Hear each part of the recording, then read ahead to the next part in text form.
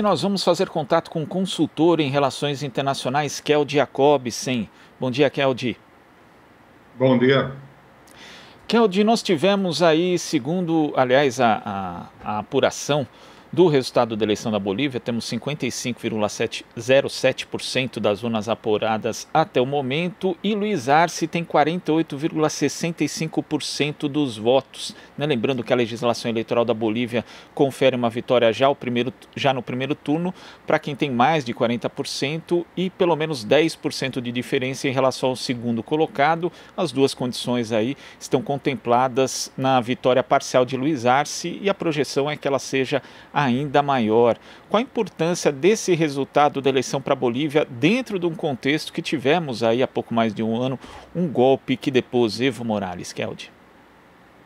Não, a importância se dá exatamente por isso, porque o processo que estamos vivendo, que a Bolívia está vivendo agora, é resultado desse golpe que ocorreu, golpe militar, diga-se de passagem, que ocorreu há cerca de um ano atrás. E, como sabemos, aqui na América Latina, ninguém costuma devolver o governo aos golpeados. Portanto, era necessário que esse processo eleitoral, que nesse processo eleitoral houvesse uma vitória contundente da chapa do MAS, né, Movimento ao Socialismo, para que não pairasse nenhuma dúvida ou qualquer tipo de justificativa que pudesse impedi-los de retornar ao governo. E esse resultado está sendo alcançado, seja naquele valor percentual que a boca de urna revelou, de 52% e pouco, ou seja, essas projeções que agora estão dando 48% aos candidatos do MAS, né, Luiz Arce e David Choquehuanca. E, inclusive, é uma vitória ainda mais expressiva que a de Evo Morales na última eleição, né? Que ele teve 47,08% dos votos, agora Luiz Arce já tem 48,65%, mas com a vinda, inclusive, de urnas e de resultados ali do interior da Bolívia, essa diferença, essa porcentagem do Luiz Arce deve ser ainda maior. Então, a população boliviana reagiu de forma contundente, de fato, né, Keldi, em relação ao golpismo que houve ali. Sim, sem dúvida nenhuma. Foi um ano muito difícil para o povo boliviano, um ano de muita arbitrariedade, de violência, de mortes, de muitas mobilizações. E, evidentemente, o povo já não queria uma mudança governamental um ano atrás e voltou a afirmar isso nesta eleição aqui com mais ênfase, digamos, né?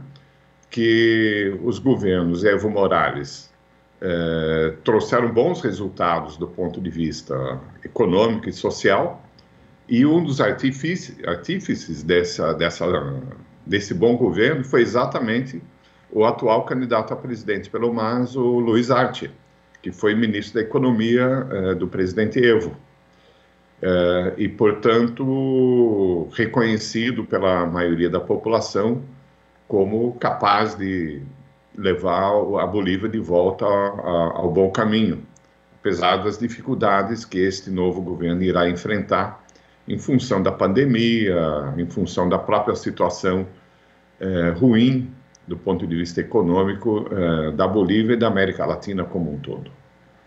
E eu já escutei gente falando, viu, Keldi, que na verdade, como houve eleições ontem, então a tese de que houve um golpe na Bolívia, ela não é correta. Mas se a gente for voltar ali atrás, a gente vai ver justamente uma junta militar indo para a TV pedindo entre aspas, né, a renúncia do presidente. A gente sabe que isso não é exatamente um pedido.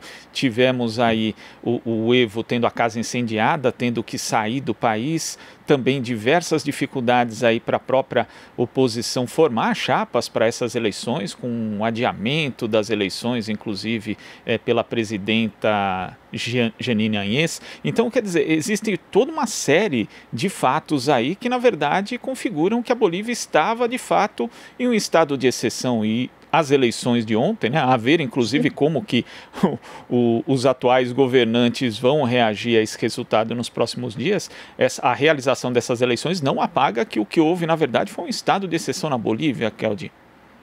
Sem dúvida nenhuma. Ué, nós vivemos mais de 20 anos numa ditadura militar aqui no Brasil, onde havia eleições mais ou menos regulares para alguns cargos, né? Legislativo, principalmente. Mas nem por isso deixamos de viver sob uma ditadura feroz, violenta, autoritária, como todas elas são. E foi a mesma coisa na Bolívia. Exilados, presos, mortos, enfim, toda a receita que normalmente envolve esses processos de golpes, mesmo esses golpes mais recentes, com outros caráteres, como o parlamentar que houve no Brasil, mas lá foi quem destituiu o Evo, foi o comandante das Forças Armadas. Isso não tem como apagar.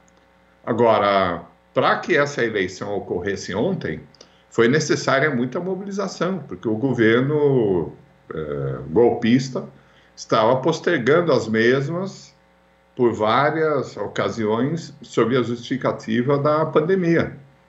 E a garantia que elas ocorressem ontem foi devido a todo um processo de mobilização que contou, inclusive, com uma forte participação da Central Obreira Boliviana, a COB, parceira aí da nossa Central Única dos Trabalhadores, lá na Bolívia, né? Então, esse argumento de que está tudo normalizado, que nada aconteceu, absolutamente não procede. É necessário que, inclusive, se investigue e que se punam os responsáveis devidamente, obviamente com o espírito de reunificar a Bolívia, mas crimes, golpes não podem ficar sem resposta. Raquel, como que você vê o papel da diplomacia brasileira, que historicamente, em especial nas últimas décadas, inclusive, sempre foi de mediação. Só que nesse caso da Bolívia, quando houve a deposição do presidente Evo Morales, o Brasil se alinhou automaticamente justamente aos golpistas, né? E perdeu essa condição de fazer qualquer tipo de mediação entre as partes ali no país. Como que você vê agora a posição da diplomacia brasileira? É a mesma, absolutamente incapaz de jogar um papel positivo em qualquer lugar que seja, no sentido de contribuir construtivamente para a solução dos problemas que surgem.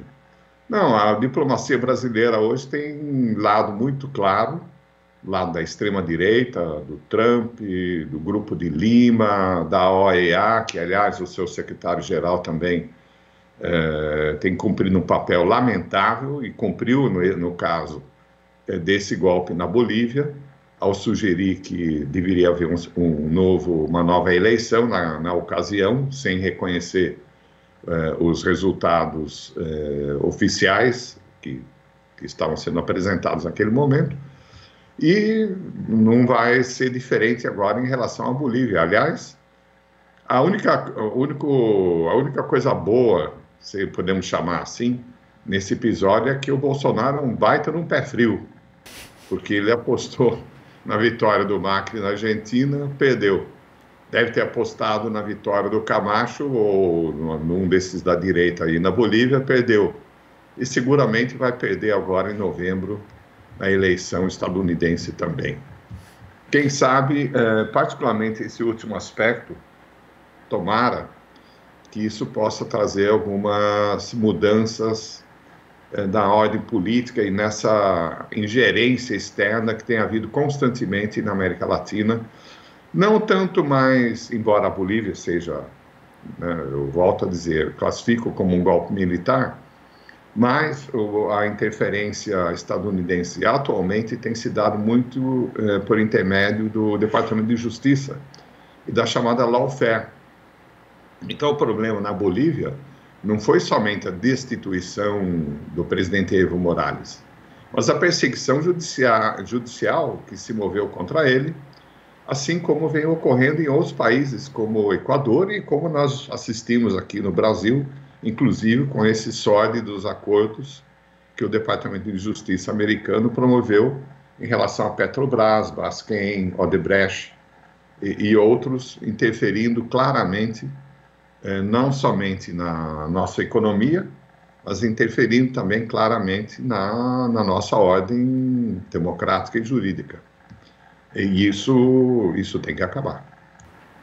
E Keldy, você acha que esse resultado na Bolívia também pode ser um alento ali para alguns segmentos em outras eleições em países vizinhos? Em dezembro a gente vai ter eleições parlamentares na Venezuela, também teremos aí um plebiscito a respeito, aliás, um referendo a respeito da Constituição no Chile. Você acha que esse resultado também pode interferir de uma forma ou de outra nas eleições dos países vizinhos? Eu acho que particularmente pode interferir positivamente na eleição que vai ocorrer em fevereiro, no começo do ano, no Equador, porque são situações semelhantes, né, de perseguição aos ex-presidentes e a vontade popular de trazer os bons tempos de volta, né? Então, nesse sentido, eu acho que podem influenciar. No Chile, as pesquisas indicam claramente a vontade popular de mais de 70% favoráveis à aprovação de uma nova Constituição. O que ela vai ser, qual vai ser seu conteúdo, a história vai dizer. As eleições da Venezuela é um outro capítulo, né? Porque o PSUV está no governo, vai disputar a eleição, já perdeu uma vez, mas... enfim, imagino que com o abandono de parte da oposição da disputa, é muito provável que o atual governo venezuelano faça a maioria do poder legislativo. Pelo menos eles estão trabalhando para isso, né? Claro que um resultado de esquerda como esse da Bolívia nos anima a todos, né? Ou seja, nos favorece. Inclusive na eleição municipal nossa aqui, a necessidade de também retomarmos os bons velhos tempos. Tá certo, Keldy. Muito obrigado pela sua participação aqui no Jornal Brasil Atual e até a próxima. Até, muito obrigado pelo convite. Conversamos aqui com o consultor em relações internacionais, Keldy Jacobsen. Você está ouvindo Jornal Brasil Atual. As notícias que os outros não dão.